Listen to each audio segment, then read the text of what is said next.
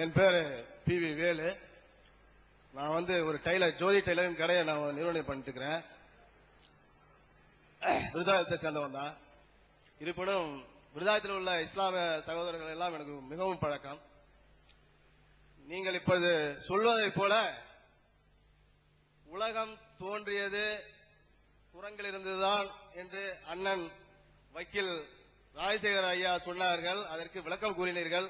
மிகவும் நன்றாகவே இருந்தது. இருந்தாலும் எனக்கு ஏகப்பட்ட நாளிலிருந்து இது ஒரு குழப்பம்.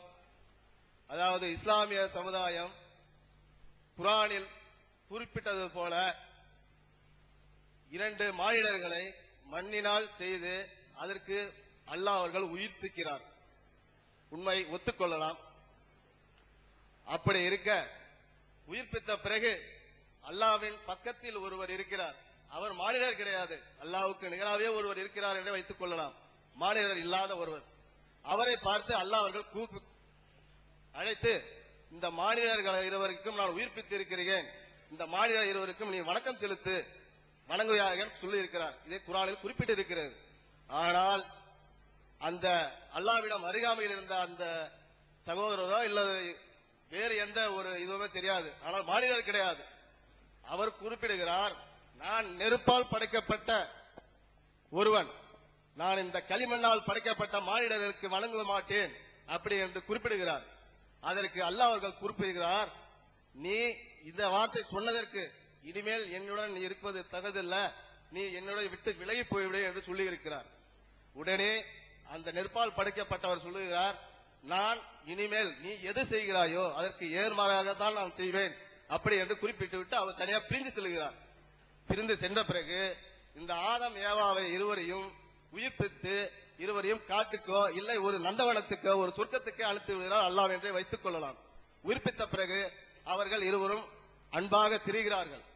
திரிந்த பிறகு அந்த சைத்தான், அதாவது உங்கள் இஸ்லாமியத்தில் சொல்லப்படும் சைத்தான் என்ற ஒருவர் அவர்களுக்கு உயிர்ப்பித்த ஒரு மானிட இருவருக்கும் அவர்களுக்கு ஒரு கனியை புசித்தால் அவர்களுக்கு உணர்ச்சி வசம் ஏற்படும், உணர்வு ஏற்படும் என்ற ஒரு சூழ்நிலையை உருவாகிறது. அது அல்லாஹ் அவர்கள் சொல்லியும் செய்கிறார்கள். இந்த கனியை புசித்தால் உங்களுக்கு உணர்வு உணர்ச்சி என்ற எதுவும் ஏற்படும், இதை புசிக்காதீர்கள் என்று சொல்லியும் அனுப்புகிறார். ஆனால் அந்த சைத்தான் என்று சொல்லப்படும், உங்களால் சொல்லப்படும் அந்த சைத்தான் அவர்கள் அவரிடம் போய் சொல்லி தூண்டுதல் பேரில் அந்த கனியை புசிக்கிறார்கள். புசித்த பிறகு தான் மானிட ஜென்மமே அபிவிருத்தி அடைந்தது என்றது எல்லோருக்குமே தெரிஞ்ச விஷயம். அல்லாஹ் ஒருவர் இதை புசிக்க வேண்டாம் என்று சொல்லியிருந்தால் இந்த மானிடம் இனமே இருந்திருக்குமா? இல்ல இதே போல மானிட பிறவிகள் நம்ம எல்லோருமே இருந்திருக்கலாம் முடியாது. அல்லாஹ் அவர்கள் புசிக்க வேண்டாம் என்று சொல்ற அந்த ஒரு இஸ்லாமிய சட்டப்படி சைத்தான் என்று கூறப்படும் அந்த உயிரிய நம்ம எல்லாம் படைத்த உதவியான அந்த சைத்தானுடைய உண்மையான பெயர் என்ன? அவர் எங்கிருந்து வந்தார்? அல்லாஹ்வுக்கு நிகரானவரா இல்லை எங்கள் மதத்தை சேர்ந்தவரா இல்லை நாங்கள் இந்துவாக இருந்தவரா எது என்று குறிப்பிடும் மிகவும் தாழ்வுடன் குறிப்பிடும்படி கேட்டுக்கொள்கிறேன் தெளிவாக. அதாவது அதுல 2-3 கேள்விகள் அடங்கியிருக்கு அவர் கேட்டதுல. அதாவது இஸ்லாமிய வரலாறுகளையும் குர்ஆனையும் நல்லா படிச்சிருக்கிறாரு. அதன் அடிப்படையில் அந்த கேள்வியெல்லாம் கேட்டிருக்காரு. அதாவது இஸ்லாமிய நம்பிக்கை பிரகாரம் ஃபர்ஸ்ட் கடவுள் படைச்சது ஒரு ஆம்பளை ஒரு பொம்பளை தான். நம்ம எல்லாரும் அவருடைய வழித்தோன்றல் தான். அவர் முஸ்லீமா இருந்தாலும் இந்துவா இருந்தாலும் கிறிஸ்தவரா இருந்தாலும் தமிழனா இருந்தாலும் மலையாளியா இருந்தாலும் எல்லாருமே அந்த ஒரு ஜோடிக்கு பிறந்தவர்கள் தான். அவங்களாம் பள்ளிக்கு பெருகி இருக்கும் இஸ்லாமிய நம்பிக்கை. முஸ்லீமுக்கு மட்டும் உள்ள மூதாதையர் இல்லை, அவங்க அந்த 2 பேருக்கு பிறந்தவங்க தான் நம்ம எல்லாருமே. அந்த ஒரு ஜோடி மக்கள் மூலமாகத்தான் மனித இனமே பல்கி பெருகியது அப்படிங்கிறது திருக்குர்ஆனுடைய போதனை. அந்த மனிதன் படைக்கப்பட்ட வரலாறு குர்ஆன் சொல்லி காட்டுது.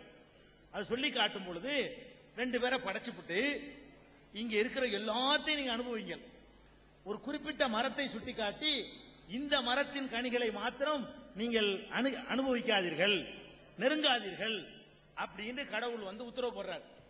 உத்தரவு போட்ட உடனே அவங்க 2 பேரும் அந்த கனியை சாப்பிடுறாங்க. உத்தரவு போட்ட உடனே நினைஞ்சிடறாங்க, சாப்பிடுறாங்க. சாப்பிட்ட உடனே தான் அவங்க கடவுள் கட்டளையை மீறியதற்காக வேண்டி அந்த பூ உலகத்திற்கு அவங்க அனுப்பப்படுறாங்க. இது இஸ்லாமிய நம்பிக்கை. இதுல அவருக்கு எழுற சந்தேகம் என்னன்னு கேட்டா, இந்த கனியை சாப்பிடுறதுக்கு முன்னாடி இந்த இனவிருத்தி கொள்ளக்கூடிய அந்த உணர்வுகள் அதெல்லாம் இல்லாம இருந்துச்சு. இதை சாப்பிட்டீங்கன்னா உங்களுக்கு அந்த காம உணர்வு வந்துடும், அது வந்தவொடனே நீங்க வேற மாதிரி ஈடுபட்டுருவீங்க, அதனால சாப்பிடாதீங்கன்னு கடவுள் வந்து சொல்லியிருக்கிறாரு அப்படின்னு அவர் சொன்னார். அது மட்டும் தவறு. கடவுள் சொல்லும் போது இந்த மரத்தை நெருங்காதீங்கன்னு மட்டும்தான் சொன்னாரே தவிர இதை சாப்பிட்டீங்கன்னா உங்களுக்கு ஆன்மை வந்துரும்லாம் சொல்லல. அதுக்கு முன்னாடி ஆன்மை இல்லைன்னுலாம் சொல்லல. ஜோடியா படைக்கும் பொழுதே ஒருத்தருக்கு ஒருத்தர் தேவைங்கிற அடிப்படையில் கடவுள் படைச்சிருக்கிறார். அதனால அந்த கனியோ அந்த மரமோ ஆண்மைக்கு உரிய மரம் என்று குர்ஆனிலும் சொல்லப்படவில்லை, நபிகள் நாயகமும் சொல்லல.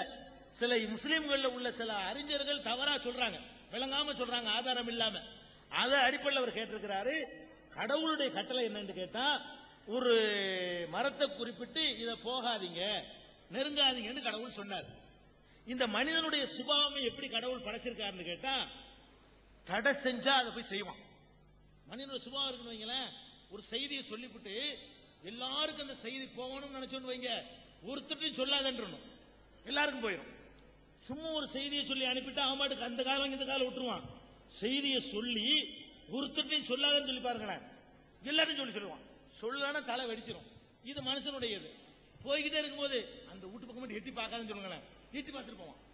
ஒரு வீட்டை குறிப்பிட்டு சொல்லி நீ எங்க வேண்டாலும் போய்க்கப்பா, அந்த வீட்டு வாசல்ல மட்டும் நிக்காதுன்னு சொல்லுங்களேன், அங்க நிப்பான்.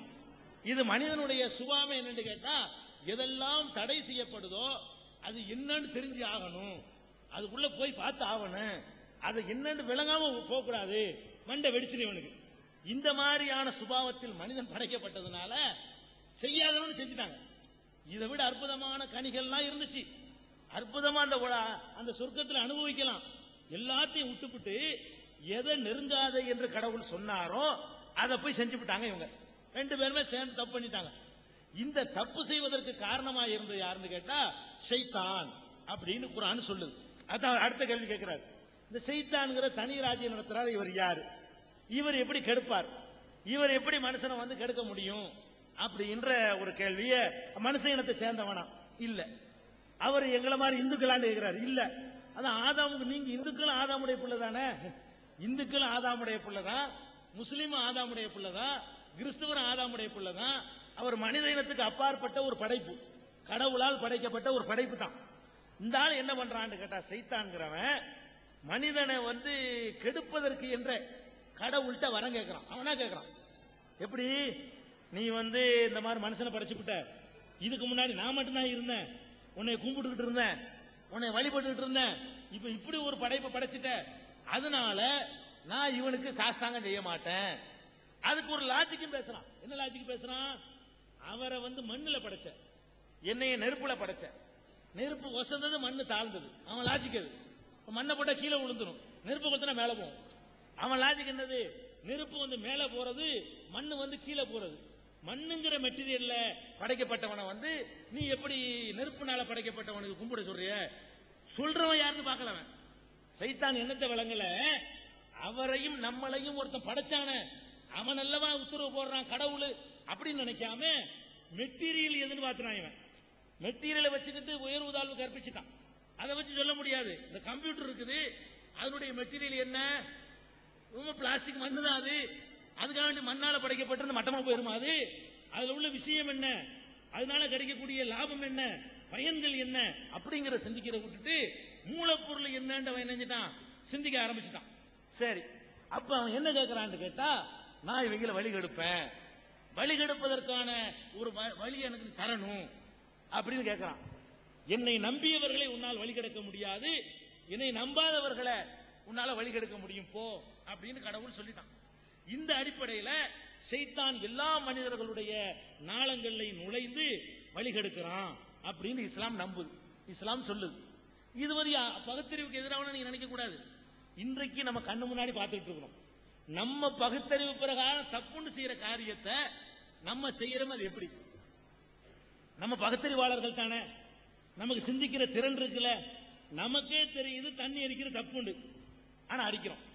அப்ப நம்மளை மிஞ்சின ஒரு சக்தி நம்மளை கெடுக்குதா இல்லையா, நம்மளே அனுபவிக்கிறோம்.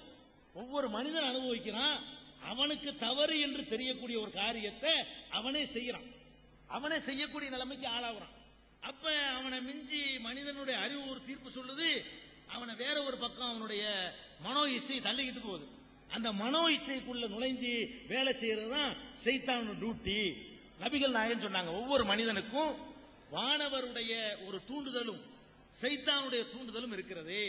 சைத்தானுடைய தூண்டுதலுக்கு ஆட்படும் பொழுது தீமையை செய்கிறான், வானவருடைய தூண்டுதலுக்கு ஆட்படும் பொழுது நன்மையை செய்கிறான். இதுதான் சைத்தானுடைய வேலை. அவன் மனுஷ இனத்தை சேர்ந்தவன் இல்ல, நம்மளை எல்லாம் கெடுத்துக்கிட்டு இருக்கிறவன். நல்லது தெரிஞ்சு கூட அதை தவிர்க்க வைக்கிறவன், கெட்டதுன்னு தெரிஞ்சுக்கிட்டு இருந்து கூட செய்ய வைக்கிறவன் அவன் இல்லைன்னு நீங்க மறக்கவே இயலாது. நமக்கு தெரிஞ்சுக்கிட்டு தப்பு செய்யறவன், தப்புன்னு தெரியுது, செய்யக்கூடாதுன்னு தெரியுது, அநியாயம்னு தெரியுது, செய்யறோம். ஏன் செய்யறோம்? நம்மளை என்னமோ ஒரு சக்தி, நம்மளை அறியாத ஒரு சக்தி நம்மளை வந்து பரட்டி விடுது. அந்த ஒரு பவரை அல்லாஹ் கொடுத்து வச்சுக்கிறான். அதுக்கு ஒரு வழிமுறையும் கடவுள் இஸ்லாத்துல சொல்லி தரப்படுது. இறைவா, கடவுளே, சைத்தானுடைய தீங்கை விட்டு என்னை காப்பாத்திரு.